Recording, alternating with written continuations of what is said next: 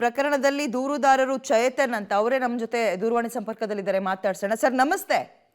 Sir ನಮಸ್ತೆ. ಅದೇ ರಕ್ಷಿತ್ ಶೆಟ್ಟಿ ಅವರ ವಿರುದ್ಧ ಕಾಪಿರೈಟ್ಸ್ ಅಲ್ಲಿ FIR ಆಗಿದೆ ಅಂತ ಅಂದ್ರೆ ಯಾವ್ಯಾವ ಹಾಡು ಅಂತ ಸರ್ ಇದು? ಮ್ಯಾಮ್, ಅವರು ಯೂಸ್ ಮಾಡಿರೋ ಸಾಂಗ್ ಬಂದು ಮೊದಲನೇದು ಬಂದು ನ್ಯಾಯ ಎಲ್ಲಿದೆ ಸಿನಿಮಾ ಇಂದ ನ್ಯಾಯ ಎಲ್ಲಿದೆ ಅನ್ನೋ ಟೈಟಲ್ ಟ್ರ್ಯಾಕ್ ನ ಯೂಸ್ ಮಾಡಿದ್ದಾರೆ.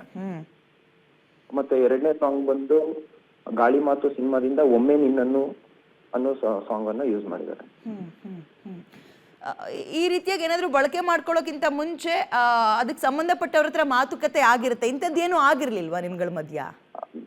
ಮ್ಯಾಮ್ ಆಗಿತ್ತು. ಅವರು ನಮ್ಗೆ ದೂರವಾಣಿ ಕರೆಯಿಂದ ಕರೆ ಮಾಡಿ ಅವರು ನಮ್ಗೆ ಇನ್ಫಾರ್ಮೇಶನ್ ಕೆಲವೊಂದು ಸಬ್ಮಿಟ್ ಮಾಡಿದ್ರು. ಲೈಕ್ ಸರ್, ನಾವು ಈ ತರ ಯೂಸ್ ಮಾಡ್ತಾ ಇದೀವಿ ಸಾಂಗ್, ನಮ್ಗೆ ನಿಮ್ ಕಡೆಯಿಂದ ರೈಟ್ಸ್ ಬೇಕಾಗುತ್ತೆ, ನಮ್ಗೆ ದಯವಿಟ್ಟು ಅದನ್ನ ಪ್ರೊವೈಡ್ ಮಾಡ್ಕೊಡಿ ಅಂತ ಹೇಳಿದ್ರು. ಓಕೆ ಸರ್, ನಮ್ ಕಡೆಯಿಂದ ನಾವು ಮಾಡ್ಕೊಡ್ತೀವಿ, ಇಲ್ಲ ಅಂತ ಹೇಳೋದಿಲ್ಲ. ಆದ್ರೆ ಆ ಸಾಂಗ್ ಬಳಕೆ ಮಾಡೋದಕ್ಕೆ ನಿಮ್ಗೆ ರಾಯಲ್ಟಿ ಆಗುತ್ತೆ, ಆ ರಾಯಲ್ಟಿ ಪೇ ಮಾಡಿ ನೀವು ಯೂಸ್ ಮಾಡ್ಕೋಬಹುದು ಸರ್ ಅಂತ ಇನ್ಫಾರ್ಮ್ ಮಾಡಿದ್ವಿ ನಾನು. ಅವ್ರು ಓಕೆ ಸರ್ ಪರವಾಗಿಲ್ಲ, ಎಷ್ಟಾಗುತ್ತೆ ನಮ್ಗೆ ರಾಯಲ್ಟಿ ಹೇಳಿ ಅಂತ ಹೇಳಿದ್ರು. ನಮ್ ಕಂಪ್ನಿ ಬೋರ್ಡ್ ಮೆಂಬರ್ಸ್ ಕಡೆಯಿಂದ ಒಂದು ಡಿಸಿಷನ್ ಬಂದಿತ್ತು, ಆ ಡಿಸಿಷನ್ ನಾವು ಫಾರ್ವರ್ಡ್ ಮಾಡಿದ್ದೆ.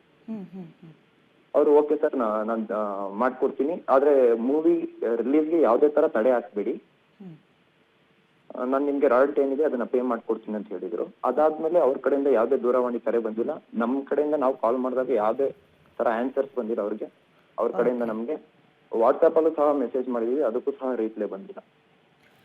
ಫೈನ್, ಥ್ಯಾಂಕ್ ಯು ಚೇತನ್ ಅವರೇ ಕರೆ ಮಾಡೋದಕ್ಕೆ. ಎಸ್, ದೂರುದಾರರು ಚೇತನ್ MRT ಮ್ಯೂಸಿಕ್ ಸಂಸ್ಥೆಯವರು ಮಾತಾಡ್ತಾ ಇದ್ರು ಪಬ್ಲಿಕ್ ಟಿವಿ ಜೊತೆ. ಅಂದರೆ ಮಾತುಕತೆ ಆಗಿದೆ ಇದೇ ಒಂದು 5-6 ತಿಂಗಳು ಹಿಂದೆ, ಬಟ್ ಅದು ಫಲಪ್ರದವಾಗಿರಲಿಲ್ಲ. ಅದ್ರ ನಡುವೆಯೂ ಮೀರಿ ಈ ಹಾಡನ್ನು ಬಳಕೆ ಮಾಡಿದ್ದಾರೆ ಅಂತ ಆರೋಪ.